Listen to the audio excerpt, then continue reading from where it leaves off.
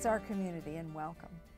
Our guest today, well, I find art a very interesting subject because what one person doesn't like, another person loves. So the subjectivity of art, to me, is what makes the world an interesting place in general and art in particular. So today, our guests are Rachael Cozad, and Rachael is an art dealer and an art consultant and a woman of generally good taste. Why, thank you, Mary.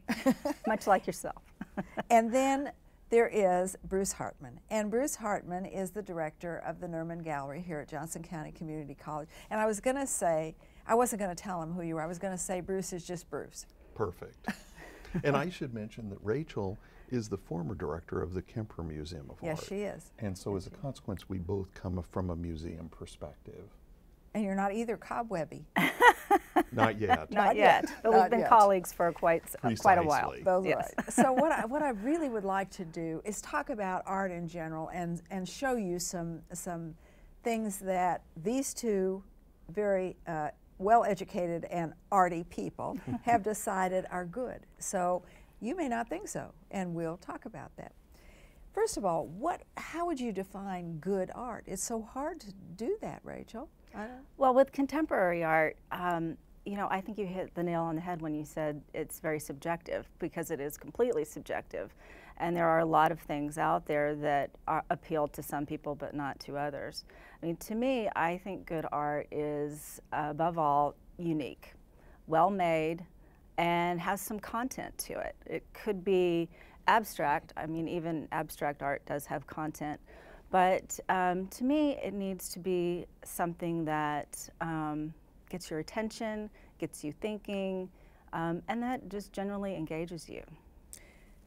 Can it be objective at all? Well, I think what drew me to contemporary art, career-wise, was the fact that I wanted to work with living artists, that I wanted the experience of going to their studio and knowing them and seeing the process and that sense of discovery. Oftentimes people that are coming from art history backgrounds may prefer to work with artists who are not living, because in a way history has already kind of deemed, perhaps, who are the most noteworthy artists of a period. But for those of us that chose to go into the contemporary field, it's always that process of discovery and trying to determine what the career trajectory of an artist might be, where their work's going to be down the road, how significant it is at the moment. And certainly history will determine whether we were correct or not. You know, I think that the determination comes, this is me speaking, I think artists of substance have a third eye. And I think that third eye gives us a picture of our surroundings, of the world, it's a statement of what they see, what they hear, what they feel, and they're able to transmit it through art. To me, that's good art, if you can see something in it. I would agree. I mean, one of the most important contemporary artists, or modern and contemporary artists, is Andy Warhol.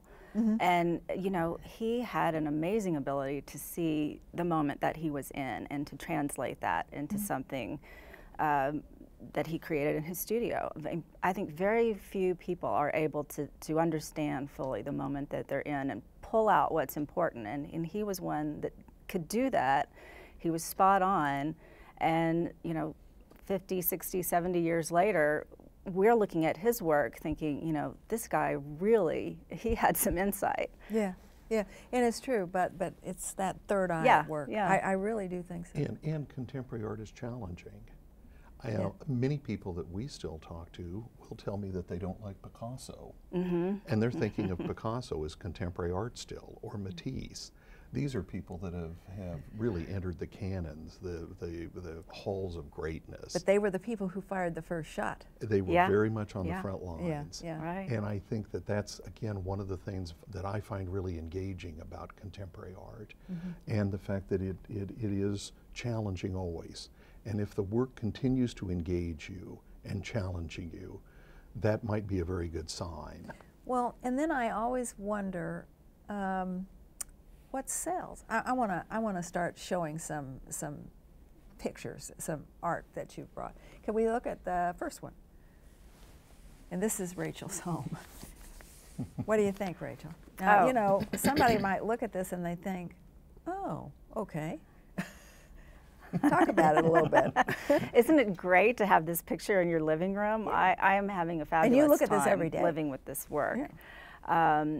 And this is by the artist Angela Fraley, a contemporary painter based in New York.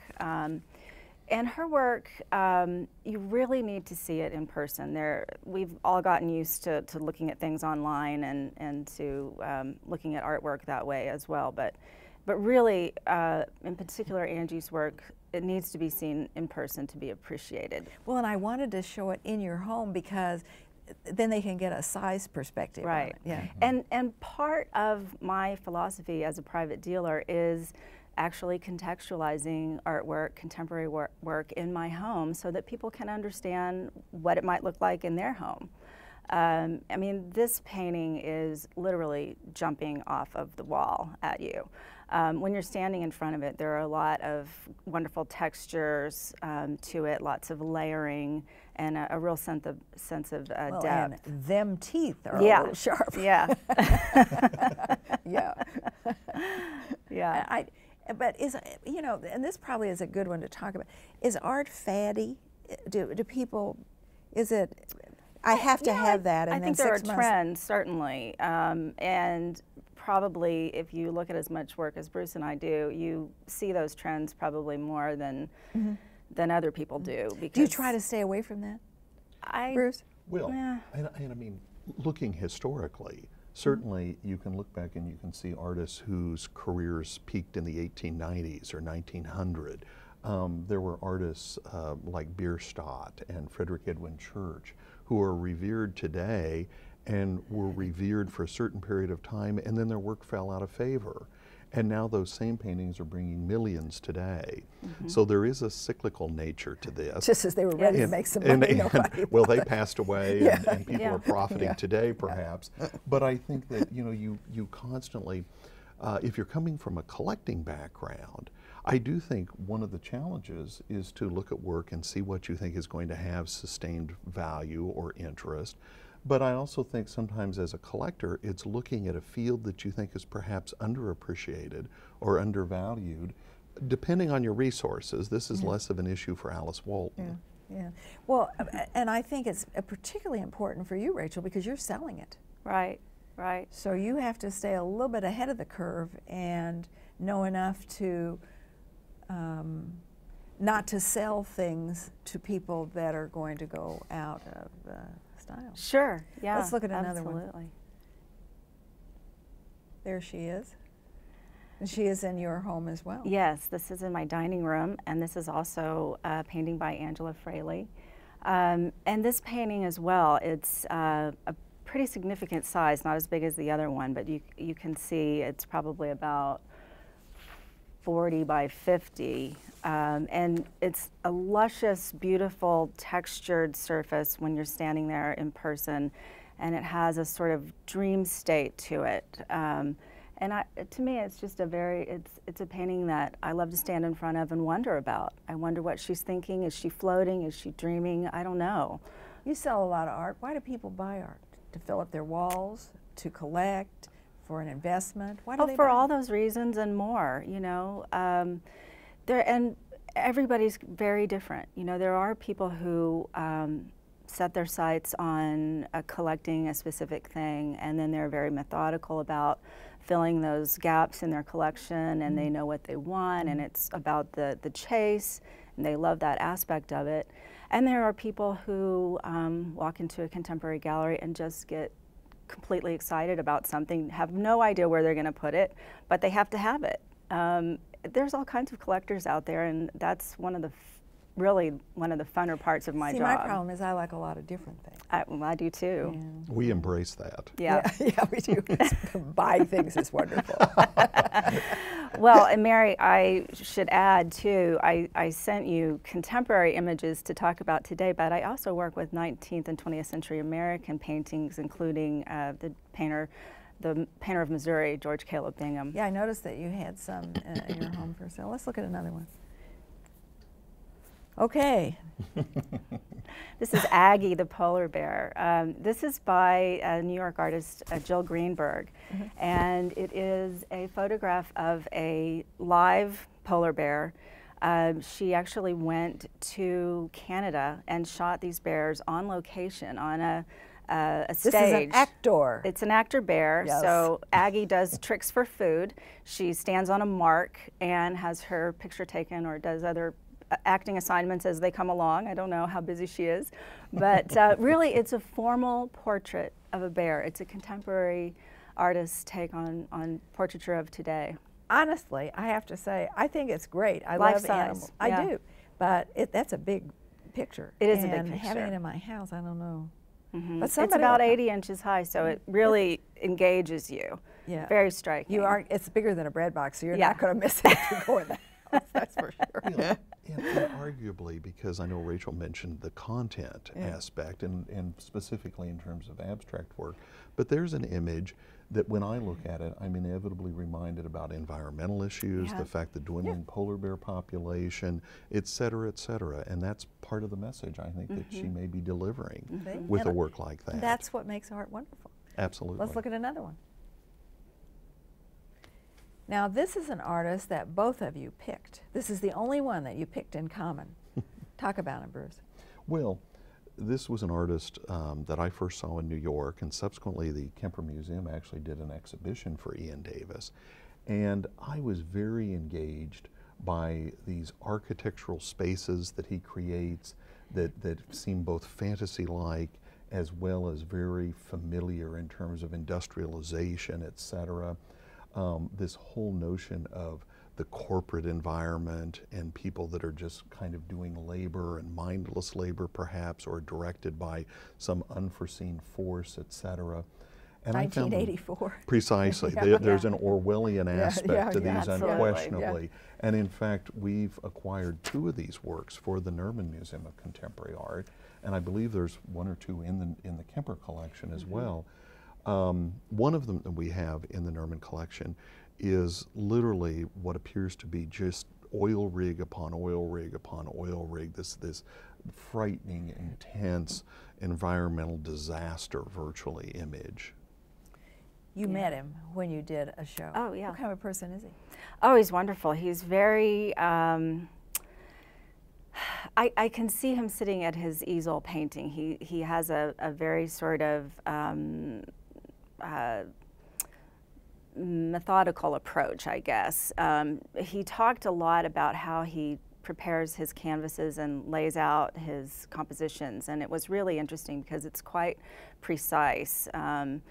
He uses 4-point perspective, and he draws there's a long process preparing his canvas, yes. Like almost, he prepares his canvases like an old master would. That's very interesting. They're painstakingly executed. They are. Really, and his men, there's always men doing something, following something, and lots of waiting for lots something. Yeah. And you know, they're, as Bruce said, they're being acted upon by some unseen force in a way that sort of lemmings are, you know. We're not sure what they're doing, but they're all doing it, you know. Let's look at another one. This is a Linda Leighton, and I don't know, one of you talk about Linda. She's local and a ceramicist. I've known Linda since the early 1980s, and she has been a huge force in the art world here locally in Kansas City, and particularly in ceramics. And many people may be more familiar with her overscale flowers that she creates, which are sinister, frankly, I think oftentimes. They're also beautiful. They resonate in a variety of ways. This is from a body of work that she actually had at the Sherry Leedy Contemporary Gallery. And a political statement. And it's a political statement. I mean, she's really addressing something of great concern to all of us, and that is violence today and the use of guns and weapons. And so this definitely has a political angle to it. Okay, let's look at another one. And this is in Rachel's home again. Yes, that's also in my living room, and the artist is Davin Watney. Davin is Kansas City based and teaches at UMKC.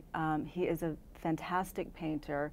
Again, the image that you see here just really does not do this painting justice. It's painted on a very deep wooden panel. When you're looking at the surface, the center of the eye has a high gloss to it, and the eyeball is just a beautiful shade of blue. You just want to crawl into this painting because it's so luscious, and you can't see it really here in the way we're looking at it today. Well, there are two threads to be pulled out of there. One, Right. local artists can be really very good. Oh, absolutely. Absolutely. Two, I think we're talking about good art now, and of course in the eyes of the beholder, but I Yeah. think good art makes you take more than one look. Oh, yeah, absolutely. And I think that perhaps this one is a good one to talk about that because Yeah. of the different aspects that are facets maybe, Mm-hmm. that are worth to be seen. Let's take another look at another one. This is in your living room too. This is actually in an office space, and this painting is a couple of years old. It's also Davin Watney.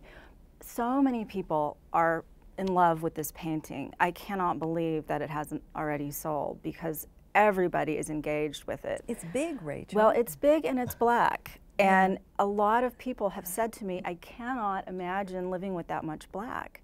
So my point was to put it here in a room in my home and show people what it would be like to live with it, because in fact it's not just a big black square. There's a lot of energy that comes from it, that radiates from it when you're standing the in operative front word of it. for me would be big. I mean, that's And for me, it would be enigmatic. Yeah. I think this painting has great mystery to it. Oh, it does. And I think that I would have no trouble living with it. And I just want to go on record that your house is fantastic, and I'm ready to move in. Well, come and visit. Exactly. all we need is a yes here. Precisely. Yes. Precisely. But I think to your point, Mary, you are addressing something that does concern people with contemporary art, and that is scale. Yeah. Because contemporary art can be quite large, and arguably some artists virtually work for institutional settings. They're creating art that virtually can only be shown in museum settings. Or a collector dedicates a wing of their home to it, or builds an edition for a specific piece. Okay, let's hit the next one. And now we come to what Bruce has been spending money for at the Nerman, and I love this. Oh, I love it too. I fell in love with this work the minute I saw it. And just a quick short story behind it.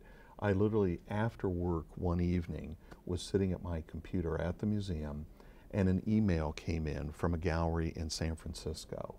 And I recognized the gallery, Colonial Arts, and I clicked on it. And this was the image that came up, and it was available. And I was so smitten with it. I was not familiar with the artist or the work. I called immediately. In spite of all the pressures, I just called San Francisco. And I spoke with the owner of the gallery. He let me know about the work. And I told him, let me think about it. He shared with me that in a course of 15 minutes since he had sent the email blast, he had received 6 phone calls. Oh my gosh. Within 15 minutes. I hung up and I sat at my desk, and I think we've all experienced this, the inner voice that says, act upon your intuition, do it, pull the trigger. And I called him right back and acquired it for the museum. I think it's wonderful. And they very rarely come on the market. It's a monumental work. It's currently on view in the museum. The next morning, when I called him back to finalize everything, he let me know that 3 of the 6 people who had called prior to myself had then later called him back that evening wanting to buy the piece. And they said, now you have 6 people that don't care much for you. Precisely. Right, there, you can always make enemies. That's right. Let's look at next. But it's also part of the excitement of collecting. Oh, it is. Yeah. It is. Yeah. I have to mention that in one of Rachel's earlier images, you could see a Betty Woodman pillow pitcher sitting on a table, a low table between a couple of chairs. So this is obviously an artist that we both love, Betty Woodman. Now, is that your personal property, the one? It's available. Oh, it's available. Okay. And this is a work that I first saw, Mary, in 1981 as a graduate student at Washington University in St. Louis. It was in a St. Louis Art Museum Collector's Choice exhibition. It was spring semester, end of the semester. I had $1,200 left on my student loan. And I saw this piece, and it was $1,200.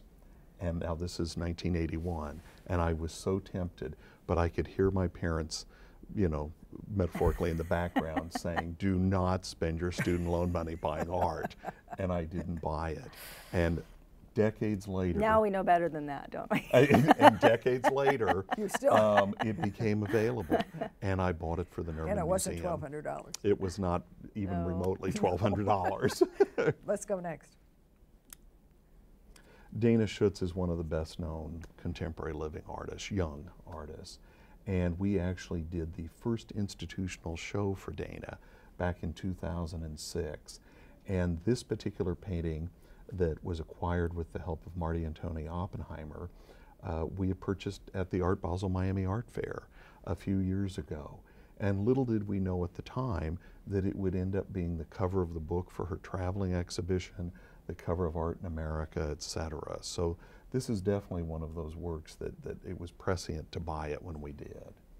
Yeah, absolutely. You want to talk about her a little bit? Because she's kind of an interesting person. Oh, I have not artist. had the fortune to meet her, but I do know her career has had an amazing trajectory, and Bruce and Marty and Tony Oppenheimer have a gift for finding artists right at that perfect moment. That brings up a point that I would like to discuss, and that is what makes an artist successful? How much do the critics have to do with it? How do you get in that zone of success? Well, and there can be, because there's some very good artists out there that are not and what we would call successful. You know, I might just mention that there's a tendency to think that there is just one art world.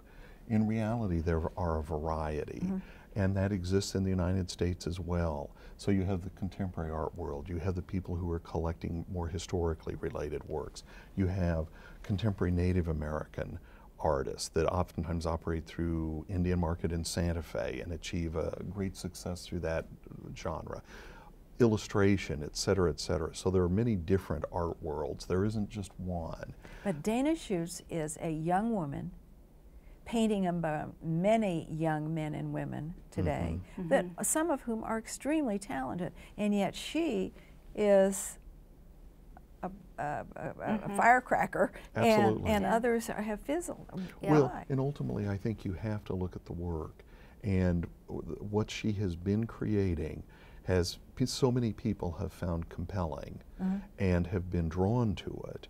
And she has also positioned herself well in terms of her education and in terms of moving to New York and being at the right gallery and getting in the exhibitions, having different catalogs authored, et cetera, and their dealers are instrumental to this process.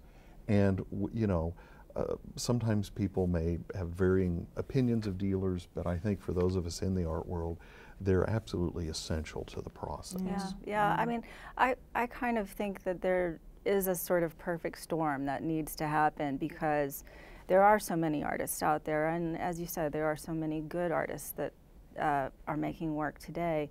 But it is a combination of all of those things, the choices that the artists make about where they go to school, what kind of dealer do they align themselves with, having the critical eye, having that piece of the puzzle is very important too, because that generates exposure. I mean, and then also I think it's obviously the work itself that is critically important, but it's work that is relevant at that time to people, and that's, you know, one reason why people are engaged. That it will sustain the relevance, or at least the history of the relevance at that time. I want to. Can we flip through to Nick Cave? I want to talk about Nick Cave in the sound suits. Yeah. Because Nick Cave is African American. There he is. He's a graduate of the Kansas City Art Institute, and he is flying high, as they say, high cotton. Yes. And he wasn't always. When you first bought a sound suit for the Nerman, he was not where he is today, for sure. Well. And Nick Cave, after he completed his undergraduate degree at the Kansas City Art Institute, he then went to Cranbrook Academy of Art in Detroit. At that time, I was curator at the Cranbrook Academy of Art Museum, and I actually gave Nick Cave his MFA degree show. Now, little did I know that 20 some odd years later, I would be spending vast sums of money, not my own, naturally, perhaps no, yours, Mary, yes, yes. to acquire yes. his sound suits. But it has been such a joy to bring his work to Kansas City, to have him included in the collection. Oh, and Kansas City artists that you see with promise, Rachel. You see? Oh gosh. Well, Davin Watney that we saw earlier, Ann Lindbergh, fabulous artist showing with the Haw Contemporary Gallery, working with color, fiber, thread, wood, a variety of materials. Her career is taking off, and I've long been an admirer of her work. There's a permanent installation at the Kemper Museum administrative building of her work. Scott Gober, Archie Scott Gober, another one who I admire greatly. He uses a lot of words in his paintings, and there's satire, there's politics. Anger. Very smart. A little bit of anger, yeah. Current events. He is fabulous, definitely one to watch. Barry Anderson, a video artist, teaching at UMKC, and extremely creative, proficient use of the media. He just had an 8 or 6 year, maybe 8 year residency at Studios Inc., which is another great resource in Kansas City for artists. But the show that he did there most recently, I've never seen anything so good. It's the best show I've ever seen at the studios. And he was inspired by a residency in Iceland. And these works, these video pieces, were just beautiful jewels unto themselves, but they had a lot of amazing content and historical relevance, and it just blew me away. Well, and I have to go back to that third eye again, because what that third eye sees, many of us do not see. They help us to see. And I have to say that art is a wonderful thing, and without it, we would have a world bereft of beauty and thought and opportunity and options and color. What a wonderful, wonderful thing to be involved in. And I have to say thank you to Bruce, because Bruce is the only person I ever knew that took a job where it wasn't a job, and he made it. He made the Nerman Gallery. Bruce did make the Nerman Gallery, so we have to thank him. We had a lot of help. Thank you, Bruce. Well, but you found that help. You found that help. Well, that's been and critical. Rachael Cozad, you've had a wonderful career in art, and isn't it wonderful that you don't have to paint to be in art? Yeah, I consider myself very fortunate. I'm the daughter of 2 artists, so I don't really know anything else, and to be able to make a career out of it is definitely. And to all of you out there, as I thank Rachel and I thank Bruce, I would suggest to you that art is food for the soul, and no matter how expensive or how inexpensive, if it feeds our souls, then it's good art. So thank you for being with us, and thank you for enjoying with me people in our community.